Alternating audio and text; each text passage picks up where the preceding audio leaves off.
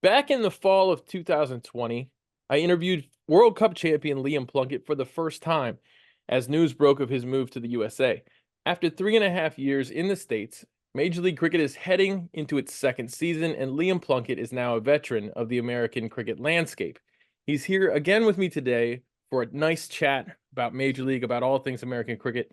Liam, welcome to the show. It's always great to chat with you. Nice to speak to you, Nate. Yeah, time flies, and you saying that word veteran always gets me. I keep forgetting I am a veteran, but I'll take it. I mean, by looking at myself on the Zoom, I can see all my gray hairs, so it's self-explanatory. But yeah, I'm excited. It's been an interesting few years. I'll probably get into it. Major League last year was great to play in. It's the first time since I've been in America that I felt cricket was actually taking off. It felt like I was playing in an elite tournament with some of the best players in the world. And even now, when you look at the teams for this upcoming MLC, the teams are stacked with some of the biggest names, the best players in the world, coming off the World Cup. So you'd expect them all to be informed. They're in a good place. So it's going to be exciting. Another year, another exciting tournament.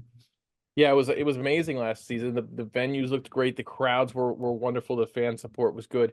But even before Major League, of course, we had that wonderful draft down in Houston, which was so much fun. And Mhm. that was it felt like cricket had arrived at that moment to me. But even before all of that, you were here in 2021 helping to support a lot of the cricket. That was a great year for American cricket. Domestically, it was the first year of minor league cricket, but even more, we had national championships for the first time for men's and women's in U19 and senior men's and women's. And we've had our ebbs and flows in American cricket. We've had 3 years of minor league cricket so far. You debuted in minor league here in Morrisville at Church Street Park, which is a great place to make your debut. That Yeah. weekend was crazy. I think you played 3 games, and two of them were super overs. I made a little video about that on the Major League Cricket Network on YouTube about that weekend. But yeah, you've been involved in so many great things in American cricket, more than just Major League Cricket, of course. So I think the viewers here and listeners should be aware of how deeply you have been involved in the American scene. Yeah, and I appreciate that. When I came over, I'm involved with the Major League Cricket Academies in Philadelphia. So I put some time in there to help to grow the sport, to try and give back to the youngsters coming through. I actually enjoy that. I know a lot of people don't love that side of it, but I actually get more joy out of coaching little kids running up and they're excited. They don't know who you are. They don't know what you've done as a cricketer, but they like you because they love to get coached and have fun. Like I really like that, and it's great to see that growing and growing. In Philly, we opened a second location, so that shows you like the appetite for it. In terms of minor league, yeah, I mean, it's when I first turned up and I played at Morrisville, I thought, oh, the facilities in America are outstanding. Like this is the standard here. This is the template. They must have 10 or 15 and then bouncing around America. But I was very fortunate to play that. I think it was July 4th weekend, right? If that's the weekend, and as you said, we had a crazy few days and two super overs. And yeah, that facility was beautiful. And I'm going to get to go to Church Street Park soon to play Major League Cricket. Yeah, I mean, you're hoping with the minor league how I think you get a lot of good cricketers coming through that, and I hope it keeps getting better and better. I'm not sure what's going to happen with this year, but I hope it gets figured out because people are keen to play in it. Hopefully, as we keep moving forward and facilities get better, we can get some better cricketers come through because sometimes, as I said, even on the East Coast and some of the pitches we play on, you get some fascinating games, very low scoring, but you're not going to produce the best young batters coming through because it's hard to score. If you get 25, you've done a great job. So like that's a frustration, but you can see a lot of talent coming through. But yeah, I mean, this World Cup that's happening, a lot of it was played in the USA and the Major League. A lot of appetite for youngsters coming through. You can see it even when I was doing some broadcasting at the New York games and the games that maybe wouldn't sell out or get big crowds, South Africa, Bangladesh, and stuff like that. There was people flying through the door. There were 20 odd thousand came to watch that game. And obviously, there's an appetite there, and people don't get to see elite cricket every day, so that's why they fill up the crowds. But you can see the appetites there. But yeah, I mean, it's no, I'm happy that you mentioned that. It's been a few years now, and I feel like I've been a part of everything that's cricket here. Looking back to that weekend, I remember they were recording a Toyota commercial for Willow TV, Yeah. and you were driving the Toyota, the pickup truck. and I was in my vehicle driving so the cameraman could hang out the back and video you. I remember you were all mic'd up in there, and I could hear what was being said in my vehicle. And that was actually the moment you pulled up to Church Street Park. That was your first time at Church Street Park, was on camera for that commercial, and it was all done in one take. And it Yeah, I was, mean, it was we had a couple of youngsters in the back who had zero interest in speaking, which was it didn't make the commercial that good. But in terms of the commercial, came out really good, and obviously turning up to Church Street and looking at that facility, it reminded me like of a really pretty outground in county cricket or an Aussie, like a beautiful Aussie, like an A grade facility. And now with the stands, it could be anywhere. But yeah, that was definitely it was that was a great like because obviously we got myself over, Corey was over, some other big stars, Unmucked, and all these guys were coming across. So that Church Street weekend, July 4th, 2 years back, was good cricket. Like I felt like it was like a cool county standard, like a T20 blast kind of vibe. Like it felt like proper cricket, right? And then when you go back to the finals, I think can't remember who won now, but I remember even Aaron Jones then was whacking the ball out of the ground. And that was he Atlanta Fire then, right? Was he at the yeah, Fire? it And was did they Atlanta. compete in the final?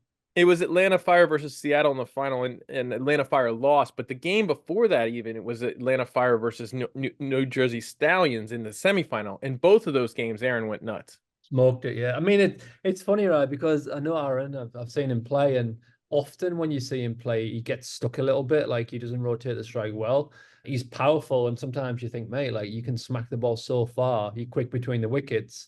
But I remember speaking to him before, and sometimes he gets a bit stuck because if you lose a few wickets, you don't want to lose a wicket, and then all of a sudden you're 5 or 6 down. But the way he played in this World Cup, I'm sure we'll get onto it, was he came out like a tornado, right?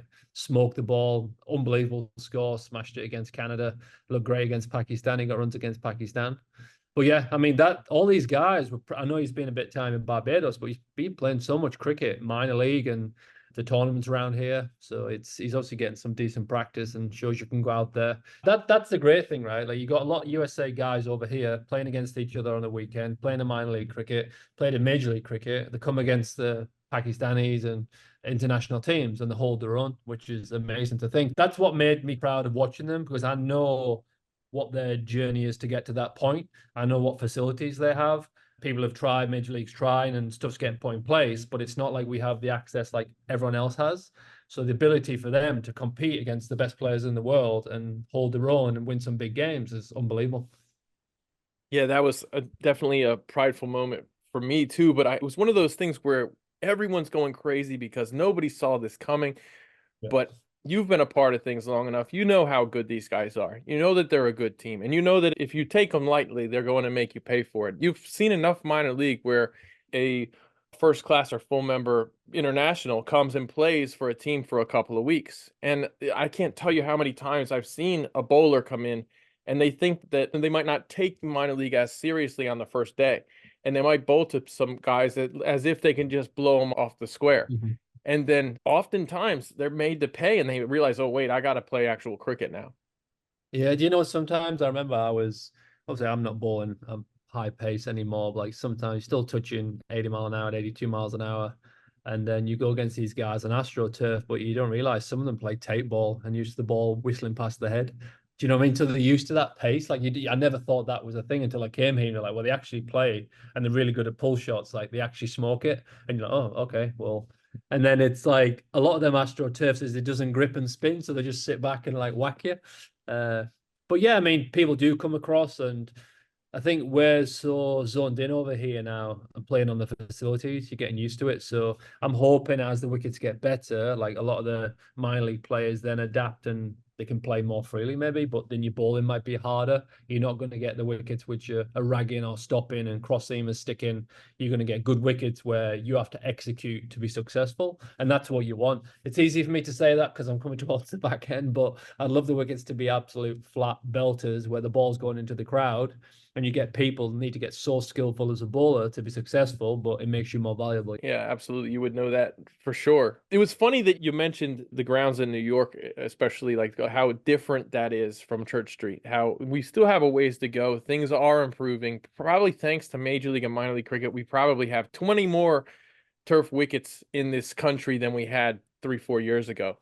Mhm. which is great. But we also have a massive country with a lot of cricket hubs, and that's a lot of improvement that needs to be made. That's a lot of ground that needs to be made up for.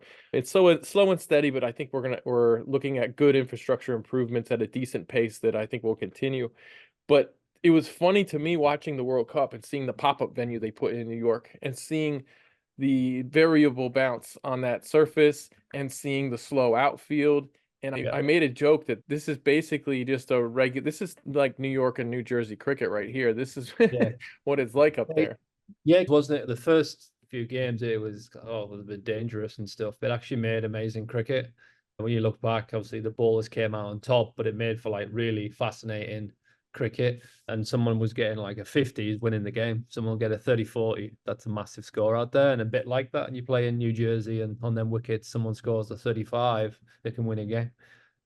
But yeah, I mean, hopefully it's so tricky, isn't it? Get that wickets right. You play in stadiums around the world. A lot of the squares have been there for many years, embedded in, and the groundsman knows how the certain grass grows and how to look after the wicket. And it was amazing spectacle to be there doing the commentary and stuff. The fans and stuff was amazing. And the stand looked amazing. The wicket produced some great cricket. Would we want to see maybe 150, 140? I think so, because that if you're coming in, you've never seen cricket and you're excited to see it, you still get the ability to watch like a Virat Kohli or I know the England didn't play there, but like a Joss Butler, someone score 70, 80 and show you how good they can be. Do you know what I mean? Instead of being like hindered and it's not really free flowing.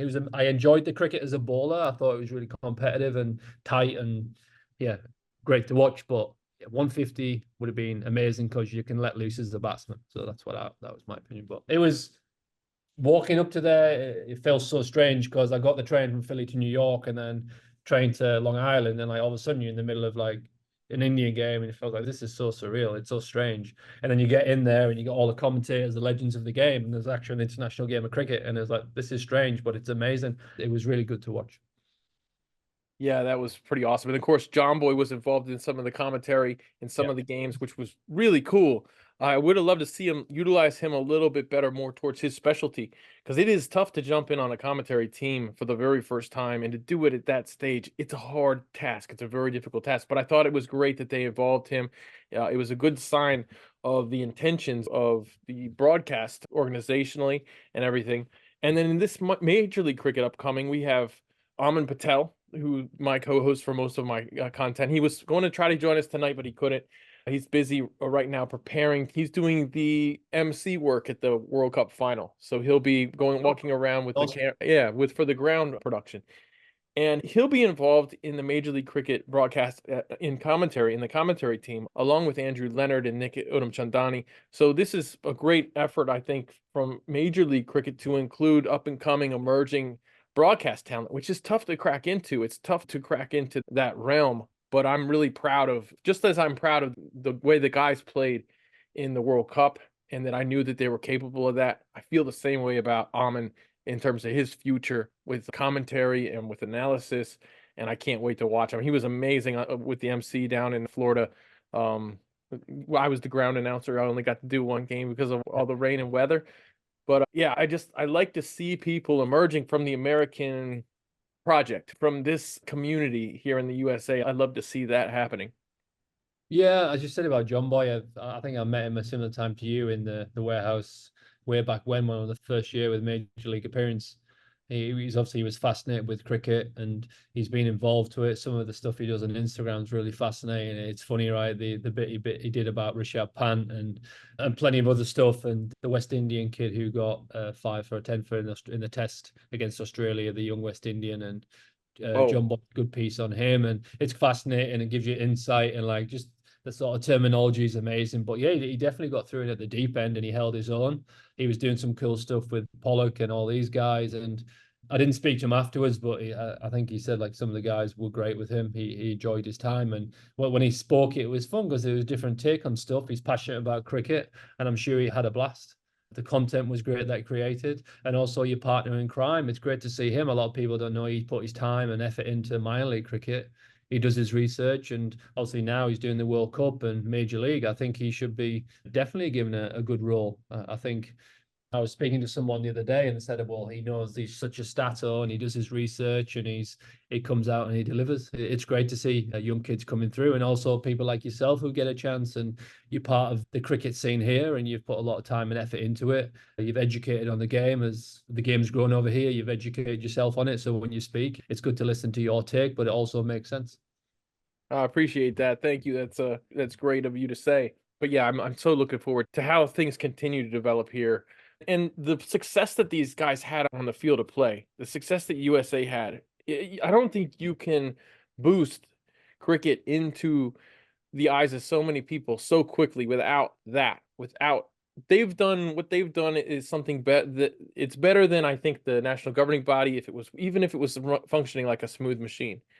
It's something that they couldn't do on their own. It has to be the players that do it. And so that's one of the when I look at these guys and I see how well they've done, I think, oh, there's no way they know the extent of what they've just done.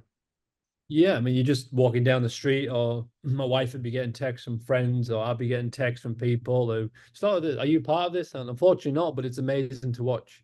And some of the stars that have popped out there, I've seen there was an Instagram on the feed about people who went from 3,000 followers to 200,000 followers. Travalka, and had a blinder playing like he was a superstar in that tournament, right? He was unbelievable. We all know how good he's been, how good control he's got.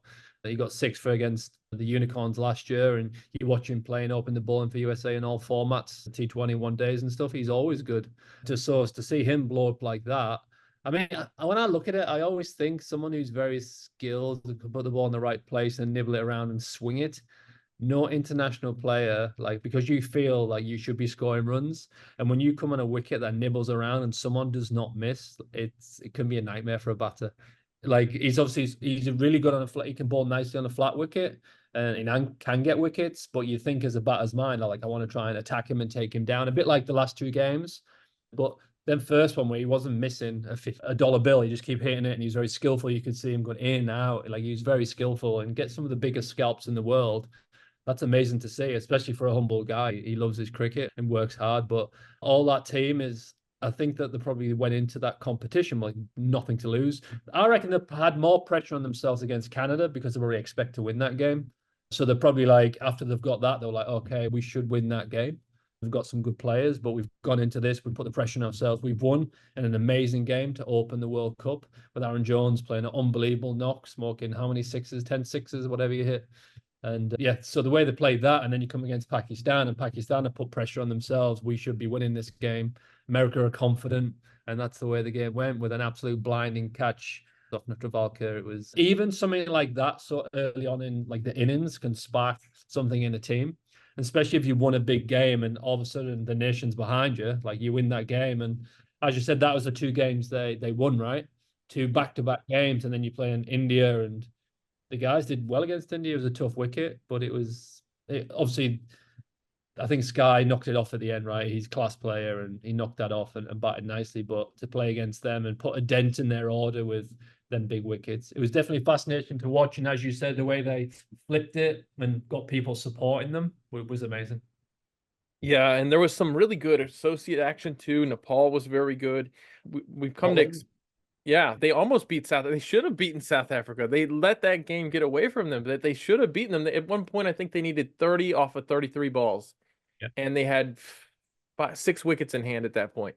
And I thought, and I was at the bar in Fort Lauderdale at Elbow Room Bar with Daniel Beswick and a bunch of the commentary folks. A bunch of the commentators from the World Cup were around us, and we're watching it on our phones, and we're like, guys, Nepal's gonna beat South Africa, and everybody looked over, and it was really funny and fascinating to see all these big names in cricket, like with their eyes open, like, oh my God, they're gonna win the game, and we were glued to it. Yeah, It's crazy, isn't it? Because obviously Nepal, you're playing against, just say you got a lot of guys in Nepal, you've got a few of the guys with Big Bash and played IPL and stuff. I've played with Sandeep and some other guys, but then they're playing against Afghanistan now, who have got players playing around the world. So you've got these Afghanistan players who've been amazing under Trotty, and they've got to that position there, which is an unbelievable story in itself.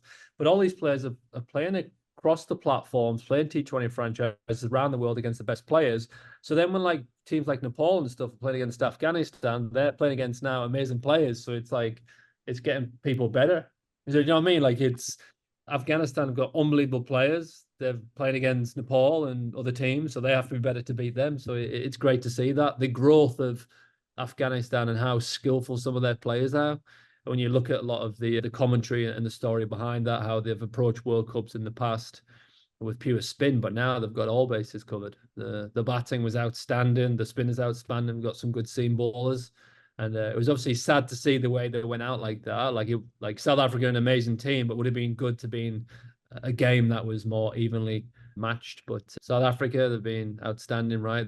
Is it their time? Like I listen to Atherton every time you listen to Atherton speak, he says South Africa's year, South Africa's year. So he's potentially going to get one right here, but India are going to be tough to beat, I'll tell you that.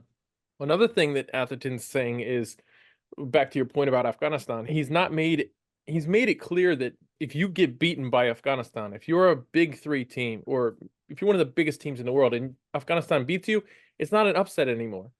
That's And crazy. Right. and he's very right. In fact, it really made me irritated how much the cricket media during the last World Cup, when Afghanistan beat England, how people were like, this is the greatest upset in history. I was like, no, it isn't. Afghanistan's a good team. This is not a humongous upset. We had in the same World Cup, we had Netherlands beating South Africa, who looked incredible up until that point, by the way, and throughout. And yeah, so I feel like, and then it comes to find out England had a terrible tournament, is what it boiled down to. And once again, lost this morning. Didn't look too good this morning. USA got 110 against India, by the way. And I seen clips of it and I was watching it, and India are outstanding. They haven't been beaten, right? yeah, haven't lost And yet. they batted first, then they came out aggressive. You got Rohit Sharma and obviously Sky, who batted nicely. And then obviously it started turning a little bit, bragging a little bit. You got skillful bowlers. Bumrah, who's been ridiculous. He's unbelievable bowler. This World Cup is frightening how good he's been.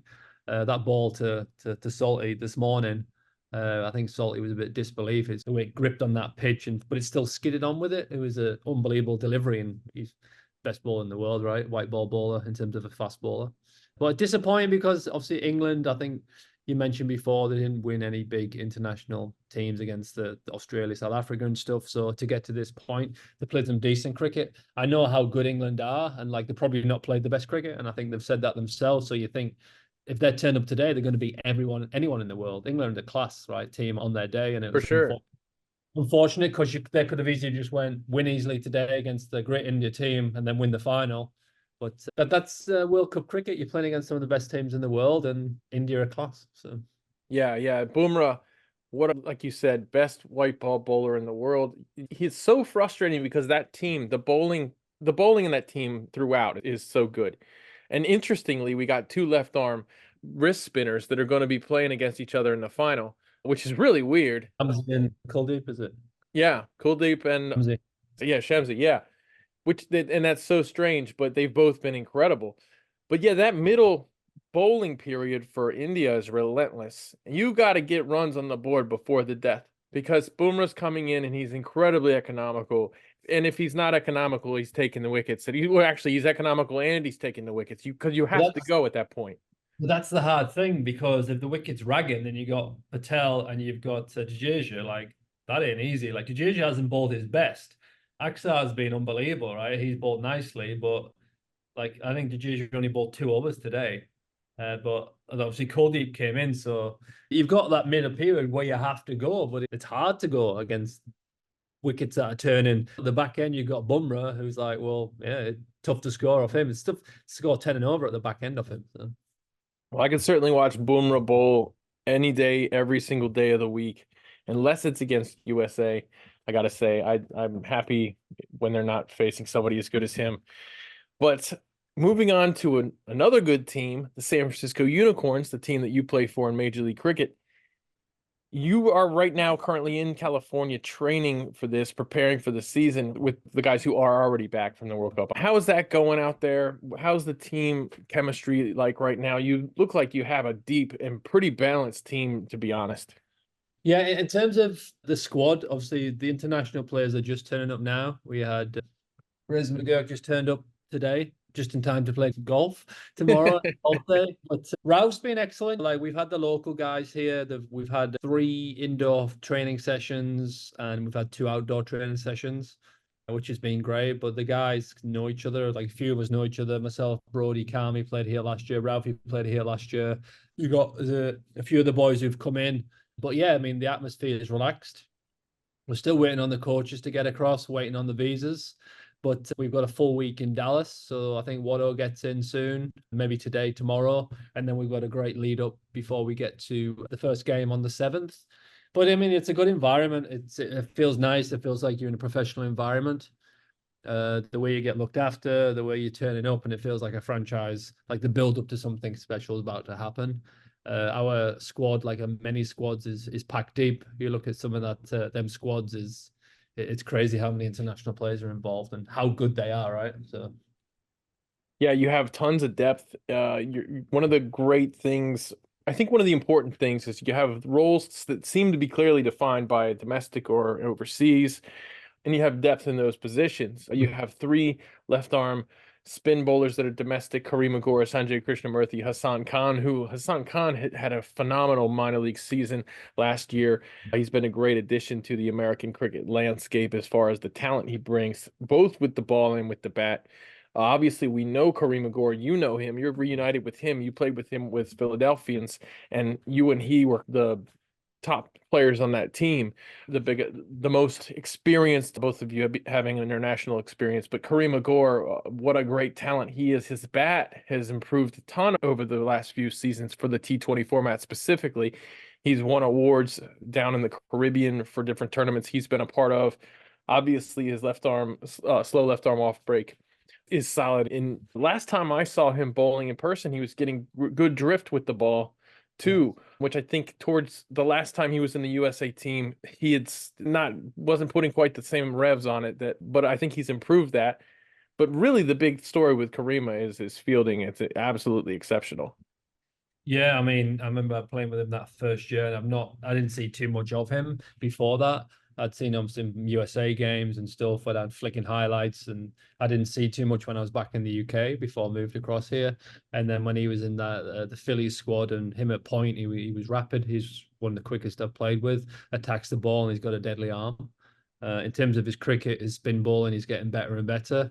He can bowl in the power play. He can bowl wherever because he can bowl good Yorkers as well. He's got a quick ball. He can release that ball like a little swinger and hit your toes, but he's very skillful. I think it's just learning yourself as a bowler. You get more experienced as a spinner and you back yourself and you allow yourself to mix the pace up. And as you said, if he's got more confidence, he gets. But yeah, I mean, he's an outstanding cricketer and I'm excited that he's involved in this squad.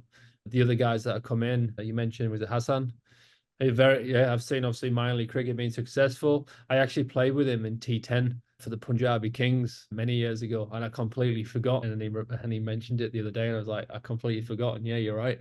And it shows you how small the cricket world is. I'm now playing in San Francisco in the same team as him. But yeah, very impressed. We had a wicket that wasn't amazing. We had an open net practice. Like the wicket was the wicket. Sometimes it's underprepared here, but he went out and batted and he looked great. That's what was so good about the last few days here. We sometimes know about the facilities here, but the guys just cracked on with it, had some good banter as a team, enjoyed each other's company, and we went on a wicket that wasn't amazing, like you couldn't hit through the ball, but the guys bided the time, watched bat and ball and hit the bad ball, so they got something from it. Often you have people complain, you get nothing from that environment, but I think everyone walked away and said, listen, it's not the oval, but we can still play some good shots on here. We can still get something out of this practice, as well as like the team bonding and getting to know each other, which was cool. Yeah, I'm really curious to see how this team is put together. Also, Sanjay Krishnamurthy, another left arm. I look at him as an all-rounder. His bat has been excellent in minor league cricket. He's so young. He's a U23. He's 21 years old right now. He was on the USA U19 team a couple years back. He was in the John Boy Ball and Play League this year, which he was fantastic in, and he was actually really entertaining. But I think one of the things that people, and I've said this so many times, one of the things people underestimate about him is how freaking strong the kid is. He's so wiry and skinny, but Yeah, but he has got some great leverage and some great strength. yeah. I mean, we talked about sorry, I'll come back to his fitness, but talking about his cricket, yeah, he's obviously a good bowler and stuff. I'm so impressed by his batting. I like watching him bat. I feel like he's young, but he's calm and collected with an all brain kind of thing. Like he's played a lot of cricket. You watch him on the wickets here. He's used to playing over here in Santa Clara, and the wicket's not easy to hit, and he times the ball beautifully. And he can hit the ball far, going back to his fitness. He's strong and powerful. You watch him jump, he's like a kangaroo on the test, right? He flies. He's always bought into the fitness side of things. He likes it. But he's bought into it, and he's definitely one for the future. He was a part of the squad last year. He didn't play, but I think that sort of wet his whistle to think, well, actually, I love being involved in this environment. And let's see if he gets a run this time, because I'm sure he's going to do well. Yeah, and also, of course, you guys added Jamar Hamilton this year. I've always been so impressed with Jamar Hamilton. His gloves are fantastic. He's an entertaining person to watch. He's a spark plug. He's always jumping and jumping. He gets excited by every wicket. He's got incredible gloves, and he bats really well in that like 7 spot. He can really just come in and absolutely mash the ball. So when you have a wicket keeper who can do that and bat in that position, and his domestic also, I think that's really valuable. Yeah, I think we're very fortunate with our domestics. Obviously, Corey, who's been involved in the World Cup, myself, and then you got the guys, Karima, and you got Hamilton, who's come in. Like a lot of the guys who some really good locals, so they played some good cricket. And as you said, he gloved today on a tricky surface that didn't carry too much, and he was fairly laid back and swooped a lot of it up. And it seems like a great character. I've not spent too much time with him. I've played against him, and he's always been fun to watch. And so far, he's great to be around. And one of the things that all your domestics have in common, just like last season, the only exception being Sanjay Krishnamurthy because he's young, is the amount of time that every one of these domestics has put in a first class system, has played in a first class system somewhere in the world. We also have Brody Couch, who I mentioned before, Carmine LaRoe, who's phenomenal left arm medium fast bowler. I feel like obviously the dig on him is that he gets injured a lot. He's been injured a lot over the years. He's had a nice healthy run here for a little while. I'm hoping that he's beyond that. But I also feel like if Carmine had an injury-free career, well, we wouldn't have him here. I think not at this age, not at this point in his career. He wouldn't have come here as a 28-year-old. I think he'd still I be. mean, well, I get where he's at now, because it's so tricky, because you want to let loose and you want to give yourself 2 month prep to play Major League Cricket. Someone who's got a rhythmical run up, like where is he going to do that? Do you know what I mean? So like, Yeah. who's guiding him? Who's like he probably knows his body now, and I know he does everything he can to get fit and healthy, and he is right now. But the ability for him to be able to bowl twice a week leading up to this is not that easy. You can only get so much out of bowling off 10 yards indoors. Where can he be outside where he's not worried about a pothole or a foothole, or you know what I mean? Like, because you want to be able to run through, and we had the ability to do that, especially.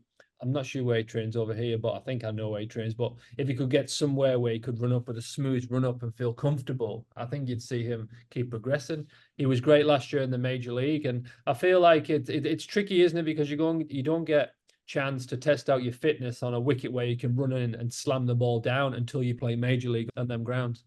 So it's tricky, right? So I think he'd be in a good place, and him being that tall and he can bowl decent pace with that late swing, he can trouble anyone. I don't think he's that far off qualified from USA. So there you add someone else who's got the ability and skill. He's been here for a while. I'm not sure when he qualifies, but that's another option down the line. When he's hitting the right length, he's really a monster. He's very good. It's hard to get. It's hard to, when you come across it. How many people can you think who's that tall, who can swing it and got good pace? They're not easy to get, right? Like if you think about, if you got Jansen, you've got Stark. Obviously, these guys are class, right? They're class bowlers. But you think about people who are tall, if not, who can do that, swing it back with control. There's not many people around. It's not a common thing, right? Every team probably wishes they have one. So that's Yeah. the thing. Maybe like he comes in now and he flies and stuff. The world's his oyster. If he turns up, balls 140, swings, gets big wickets, all of a sudden the other options open up for him. So. Yeah, him, Ace and Adil can also he's got decent height and he can get that ball to swing both directions with great control as well. But there's not a lot, like you said. There's not a whole lot, and I think Carmine's quicker than him. But I think that's one of the things that fast bowlers take advantage of when they come here to Church Street Park. It's one of the things people don't understand is how important that run up is. I think it's understated. A good outfield is more important than a turf wicket. I think a if you have a good hybrid wicket, it can go a long way in the USA with doing a lot of good things for cricket. At the same time, If you have a hybrid wicket, I think you need two, because the hybrid wicket gives you the same problem in one as far as run up is concerned as an Yeah. Astro does, because it's a fixed spot and it'll be the same pattern. Everyone's running up at the same all the time, Yeah, I mean and so I think you need a couple. that's yeah. When you look around the AstroTurfs around America, they have the run up that's just been nailed, and there's like a big trench there, which obviously spoils the fast ballers run up. It's probably more expensive, but in hindsight, it would be nice if the you could extend that AstroTurf longer each side, because then you produce more fast ballers. Like for me, being across here, obviously I'm not bowling at my fastest anymore, but on a good day, you're bowling 80 mile an hour, 82 miles an hour on a good day. But you try and play minor league cricket, I'll never do that unless I'm playing at Church Street or unless I'm playing in Houston or Dallas. Like, how am I going to do that on a run up when it doesn't allow you to attack the crease? I'm not a shoulder bowler. I'm not someone like Andre Russell who's strong, who can fire it down and bowl quick. I'll get your pace where you get the rhythm from the run up. And as you said, there's not many places. And if we want to keep producing, if we want to produce fast bowlers, homegrown talent, you need to sort that situation out. So. Absolutely. It's one of the most important aspects of cricket is the outfield, and how that plays in not only into fielding, into playing good shots and not getting into bad habits with the bat, in your ability to understand angles of pursuit in the outfield, of the angle of approach with your run up. All of these things matter. Your consistency with your run up. I remember when you came to Church Street Park, you were the first person that I had seen that went out there before the game and spray painting your spots on the field, marking where your run-ups are. And Yeah, it's so important. It's like a long jumper, triple jumper, javelin throw. Like you have to hit your spot. If you're not hitting it over and over again, then you don't get that rhythm, right? It's something that should be so ingrained in your head, and you should know that this is my mark. I'm taking off. Then you get comfortable with it, right? So it's yeah. I mean, it's the biggest for me. It definitely is like a good run up makes me feel so much better, and it, definitely the way I release the ball comes from my run up. So Cornet Dry, that minor league finals weekend in 2022, the same one where Aaron Jones went crazy. I remember Cornet had a difficult first game of that weekend where he just didn't seem comfortable. yeah. And I remember him talking to you after that game. And I remember him practicing his run up at Church Street Park and practicing bowling a few times there in between games.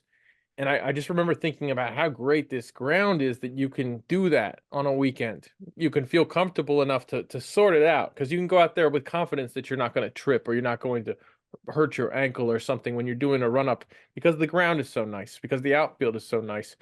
But I just remember thinking about that's something that we can't take for granted. No, you can't. And as you said, there's not many of them grounds like that in America. And hopefully we can produce some more grounds. Not as easy as said, because jumping through the hoops of the townships and all that kind of stuff, and getting the townships and districts or whatever you call them here to understand how important the outfield is. And you don't have to get charged. I remember it was in Philadelphia where the township charged, I think they wanted extra money to put holes in the wicket like AstroTurf. They weren't allowed to put three holes for the wickets. So that's why they end up using like the solid base. I think they wanted 10 grand to put 6 holes in the wicket. So crazy. But as you said, with the USA doing so well and the Olympics coming up, I think the amount of people would be surprised at how big cricket was in New York and in Dallas and stuff, and how many people came and watched it. Hopefully that gives people in these areas like, listen, cricket is a huge sport. If you think about the Super Bowl numbers and you look at India Pakistan numbers, it's crazy that the difference, and yeah, how passionate people are about sport here. And we're not, as you said, you're a little bit different because you love your cricket, you were born and bred here, but you don't have to make everyone enjoy it. You can enjoy what sports you want to watch. There's so many sports available, and we know if we build cricket here, it's going to give another option people to enjoy, but also people who've come from cricketing backgrounds give the opportunity to support something they love and call it like, oh, imagine you move to Philly from India or Pakistan or Australia, South Africa, and all of a sudden the sport that you love is here. But that's amazing to have access to that. So Oh, 100%. I've always said cricket doesn't have to be one of the top 6, 7 sports in the USA for it to be a success. It doesn't have to be MLS or even bigger than that. In order for it to have success in the USA, it needs to be something that people routinely are showing up to. It's minor league baseball is a great thing for it to aspire towards, something like a very good minor league baseball team like the Durham Bulls I believe though, like when I look at certain areas, like if you, I only know because I live in these areas, but if Philadelphia had a major league team, right, and elsewhere, the Unicorns, I'm playing for the Unicorns. If we have a stadium and you played like just say 2 games a week, and you would sell out 10, 15, you sell 10,000 fans, 100% because there's people love cricket here, and then you go to Philadelphia. If you had a facility there, you'd sell it out on a Saturday, 100%. Yeah, the trick is getting it in Philadelphia. That's the hard part. Yeah. It's, but I definitely agree with you. I mean, you've seen the fans showing up at Church Street Park because it's something fun to do. A lot of fans come out when the lights go down. Philadelphians have also done an amazing job at bringing people out to the games. Once a year, when you do the cricket festival, you have a great showing. And I think that with this happening now in the US, I think communities like Philadelphia, you're going to see even more support for cricket. Philadelphia is the most historic place for cricket in the USA, Philadelphia and New York It's City. such a train to jump on the back of, right? You do have the history, and you got the beautiful cricket grounds there, the Philadelphia Cricket Club, the Marion Cricket Club, Germantown, these places. The Say Cricket Club, there is cricket played there. There's obviously members clubs, but they're beautiful venues, and the history there is magnificent. But yeah, I mean that hopefully down the line, I'm excited to be part of the Unicorns, and what we set up here is great. Excellent. Yeah, I can't wait for Major League Cricket this season. The Unicorns look really balanced, really deep. I like I said, can't wait to see how this roster's put together because there's so many options that you guys could have.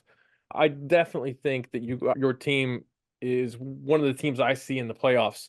I'm sure you guys have bigger aspirations than just the playoffs. The season's a little longer this year, so you have a better chance. Last season there was such little room for error. This year it's a little bit more. I think you have a little more time to come together as a team, but obviously you want to hit the ground running. Yeah, I mean, it's you always win, you play to win a trophy, but then it's going back, well, what can we do to get to that point? Well, you got to turn up and win every single game, right? That's as simple as it's like, yeah, we want the gold, we want the medals at the end, but you can only get there by playing good cricket. And it's T20 now. It's back in the day, it used to be just go out and whack the ball and try and bowl this and that, but it's so many strategies in the short format now, right? So it's exciting. So many good teams out there, which is great. Obviously, I want the Unicorns to be the best team, and I think we are definitely one of the best teams here. But it's so good for me as being across in USA. It's so good to watch all these amazing players being involved in the different franchises. As I said, I'd be happy with holding the trophy up and saying, "Oh, thanks for coming. You guys are amazing, the best players in the world." But I mean, from a fan as well, it's amazing to have people like Steve Smith and Maxwell and Travis Head and all the big stars at LA in terms of Russell and all these guys playing, and Mumbai, New York. The Mumbai team is my New York, sorry, is Rashid Khan, and just coming off the back of Afghanistan's success in the World Cup, and all the South African guys that are playing. It's stacked, and one of the best bowlers, test bowlers in the world, one of the best players in the world, Pat Cummins joins us, which was amazing. Along with Fraser, who just lit up the IPL. I'm excited to watch him play. Well, and not to mention Sherfane Rutherford, who had a great World Cup. He's such a good talent. He's got familiarity with the US as well. And of course, Harsh Ralph, who you mentioned before, Abrar Ahmed, just such a good team. I'm really excited about this team. But Liam, is there anything else you want to mention before we pack it up? I've got some cool things coming, which I'm excited to share in the pipeline. So I'll share that in due course. But no, mate, it's good to chat. As I said, it's been a while since we've done this, a couple of years properly like this over Zoom. Things are moving in the right direction. Fingers crossed it keeps going that way. All right, thanks a lot. Cheers, mate.